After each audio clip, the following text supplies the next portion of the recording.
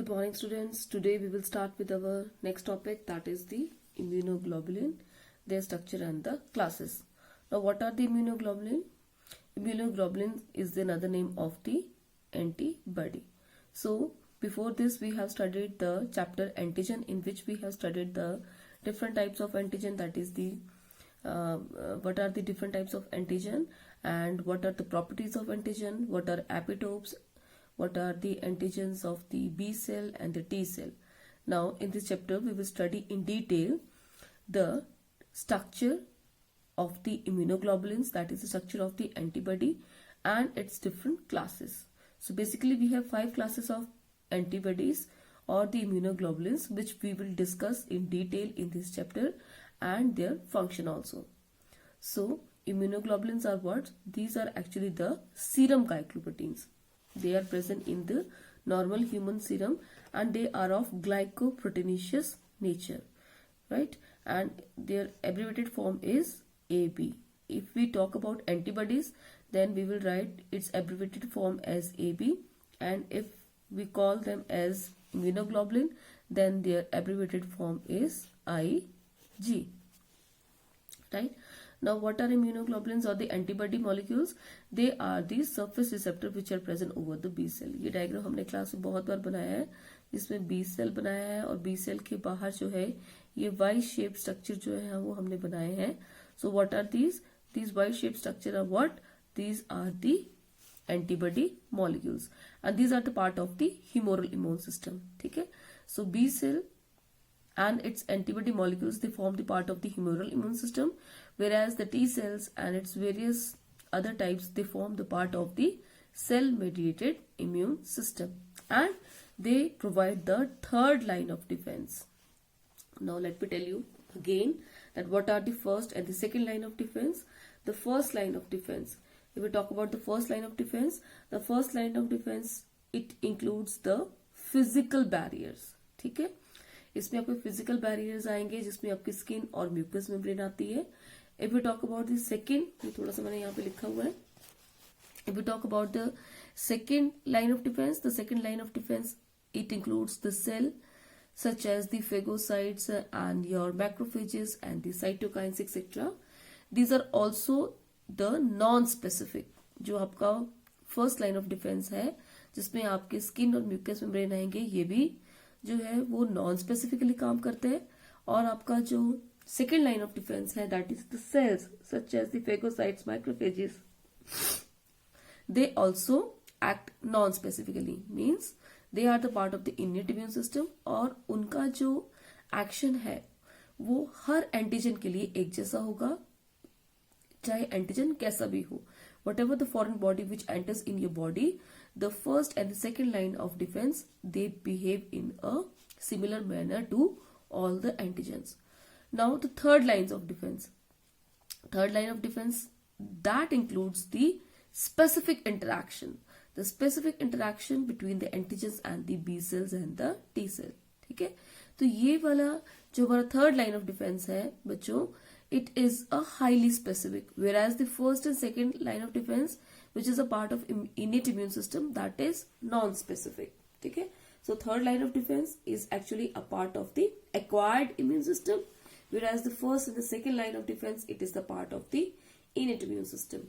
So in the third line of defense, we will study the interaction of the immunoglobulins, how they interact with the antigens and how they behave. ठीक है?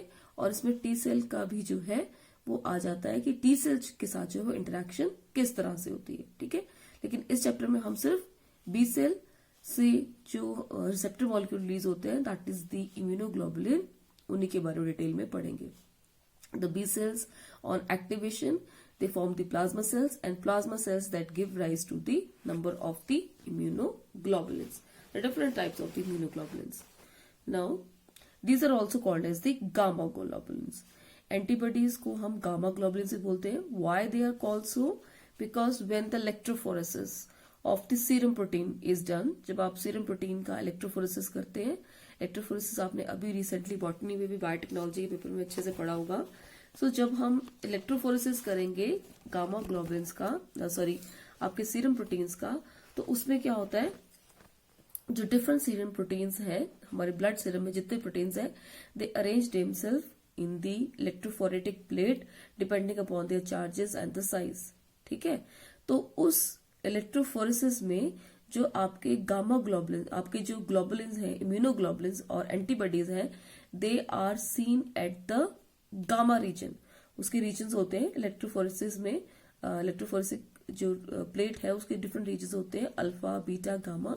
तो alpha में वो proteins आते हैं जो सबसे पहले आगे मूव कर जाएंगे, बीटा में उसके बाद वाले, और गामा में सबसे लास्ट वाले।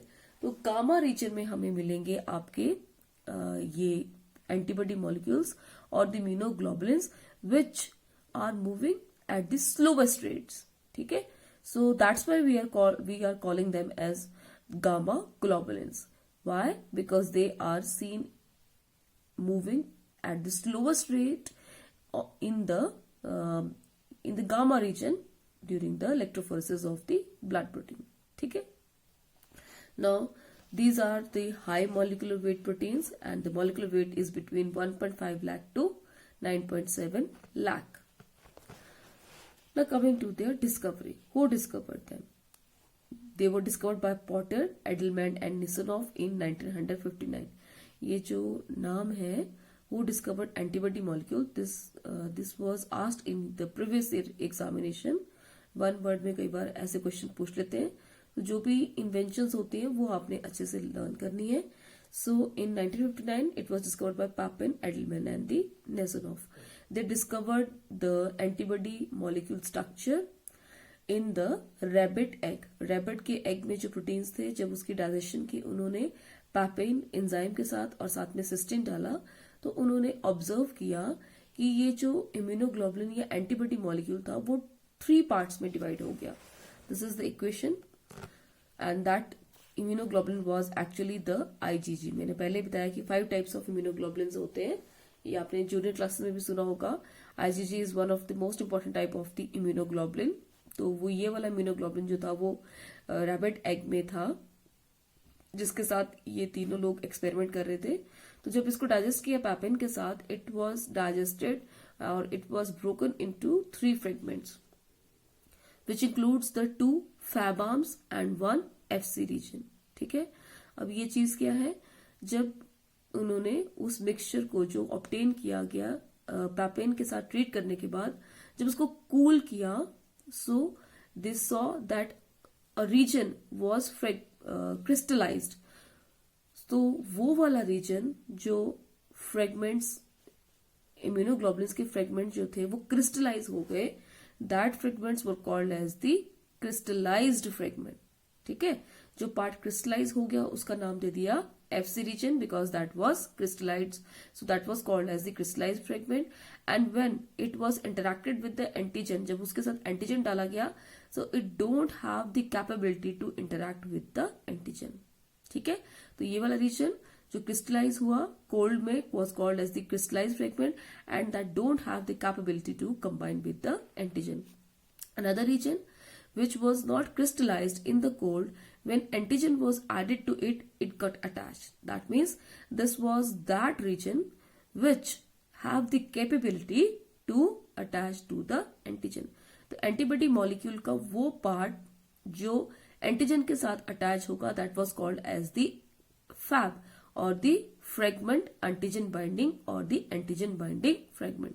तो ये फ्रेगमेंट्स जो थे वो 2 थे, जबकि जो हमारा एफसी रीजन जो था वो सिंगल था। And both have the molecular weight of approximately 50 kilo dalton. ठीक है, तो इस बेसिस पे जो था वो स्ट्रक्चर हमें इम्यूनोग्लोबुलिन का मिला कुछ इस तरह से। ये तो हमें बाद में पता चला कि वाई शेप स्ट्रक्चर होता है, लेकिन उन्होंने जब डिस्कवर किया तो कुछ इस तरह से स्ट्रक्चर होता है इम्यूनोग्लोबुलिन का।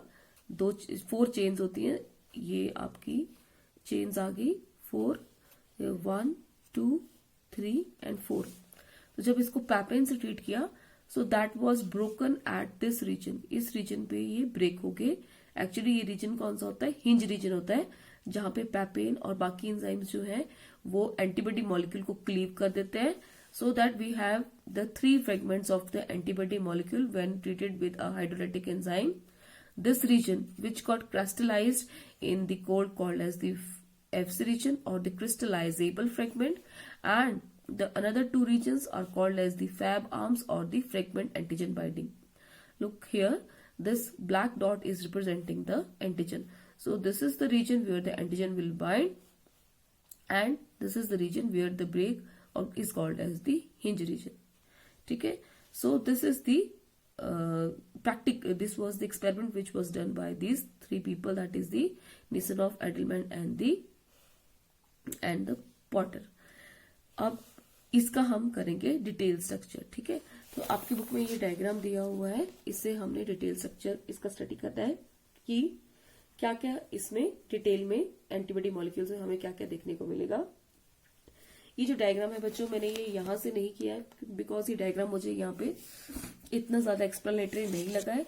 तो मेरे पास अपनी एक पीजी लेवल की बुक है, मैं उससे आपको ये डायग्राम करवाऊंगी, और मैंने आपको ग्रुप में पहले भी ये डायग्राम जो था वो सेंड कर दिया था. So this is the diagram of the antibody molecule. Now the antibody molecule that consists of the 4 chains. 2 chains are the longer one or they have the high molecular weight. So these are called as the heavy chain. And another 2 chains, they have the low molecular weight. So that's why they are called as the light chain. So there are 2 heavy chains and 2 light chain. ठीक है, अब जो हमारी heavy chain होती है और light chain होती है, उसका अपर रीजन, अगर हम लाइट चेन की बात करें तो half of the upper region, approximately half of the upper region. And if you talk about the long chain, then the upper 1/3 region of this long chain that form the variable region. Variable region means ये जो आपका entire antibody molecule है, मैंने पहले कहा this is glycoproteinaceous in nature. That means ये इसमें amino acid chain भी है और हमारा कार्बोहाइड्रेट मॉइटी भी देखने को मिलेगी. तो ये जो आपकी लॉन्ग चेन्स है बच्चों, दीज आर बेसिकली प्रोटीनेशियस और they made up of the amino acids. So that's why their one terminus is the N terminus having the NH3 positive group, and another terminus is the carboxyl terminal that is having the C double bond O negative group on one side. So ये हमारी कौन सी है, ये जो chains है, ये chains हमारी कौन सी है, अमीनो एसिड चेन्स. और यहाँ पर ये वाला जो ग्रुप है, this is the carbohydrate part of the antibody molecule. ठीक है, तो ये जो अमीनो एसिड चेन है, इस अमीनो एसिड चेन का जो अपर मोस्ट पार्ट है, this is the variable region. Why it is called as the variable region? ये वाला इसमें, ये वाला इसमें, यहाँ, और similarly on this side also, this is called as the variable region because this show high variation in the amino acid sequence of the different antibody molecules. ये वाली जो रीजन है, इसकी सीक्वेंस जो है डिफरेंट एंटीबॉडी मॉलिक्यूल्स में change होती रहती है. ठीक है, और जो रिमेनिंग पार्ट है इसका ये वाला रीजन, और इसका ये जो रिमेनिंग पार्ट है, ये रीजन जो है, इसमें अमीनो एसिड का सीक्वेंस जो है वो अप्रोक्सीमेटली कांस्टेंट रहेगा इन अ टिपिकल एंटीबॉडी मॉलिक्यूल. ठीक है, उसमें कोई ज्यादा वेरिएशन जो है वो देखने को नहीं मिलेगी. So this region is called as the variable region and the remaining part is called as the constant region. तो इसी तरह से इसका जो है वो नेमिंग दी गई है. This is the VL region और the variable region of the light chain VL, and this is the constant region of the light chain CL. This is the variable region of the heavy chain called as the VH, and this is the constant region of the heavy chain CH1. Why? Because this is the first constant region of the heavy chain. This is the CH2 or the second constant region of the heavy chain, and this is CH3, that is the third constant region of the heavy chain.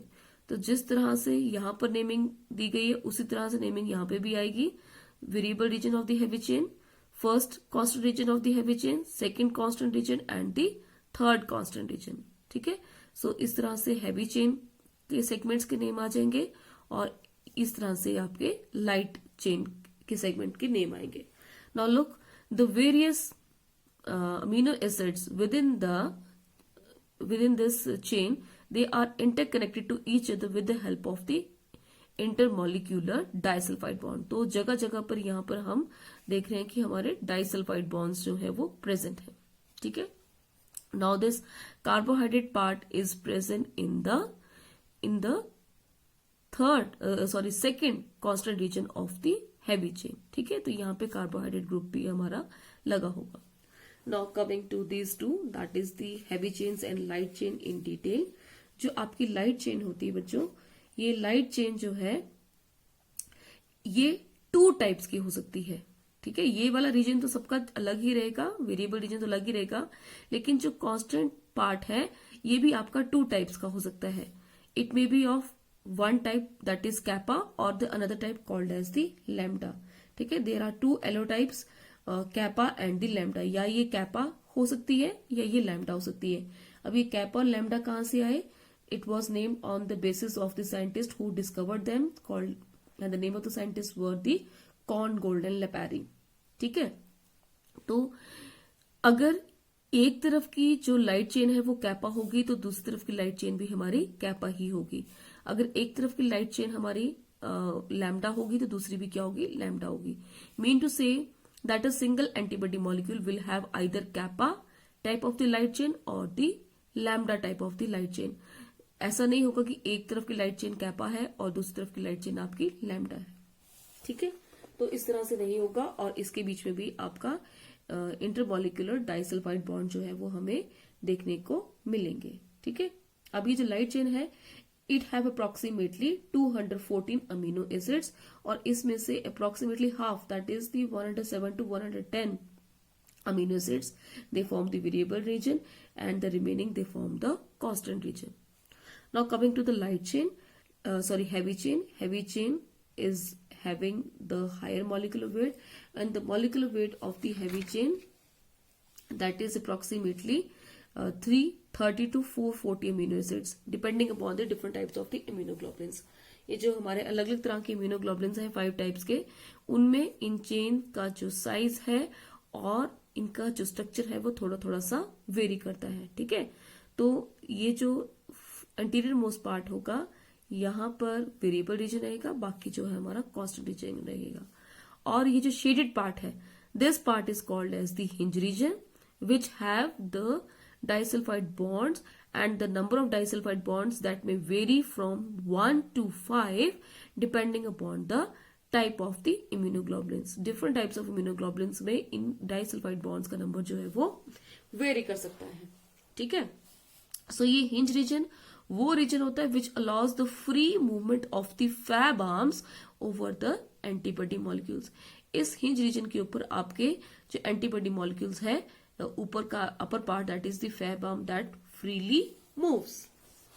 Now this heavy chain, ये वाली जो हमारी heavy chain है इसका भी constant region जो है वो 5 टाइप्स का हो सकता है. ठीक है, तो अब ये टाइप्स आती कहां से है, ये टाइप्स बनी क्यों? Because there is a little difference in the sequence of the amino acid chain. थोड़ा सा अमीनो एसिड चेन के सीक्वेंस में जब चेंज आ जाएगा that will result in different types of the antibody molecule or the different types of the chains. Now the heavy chains that may be of 5 types. If it is of mu type, then it will result in the antibody molecule called as the IgM. If it is of gamma type, then the antibody molecule will be IgG.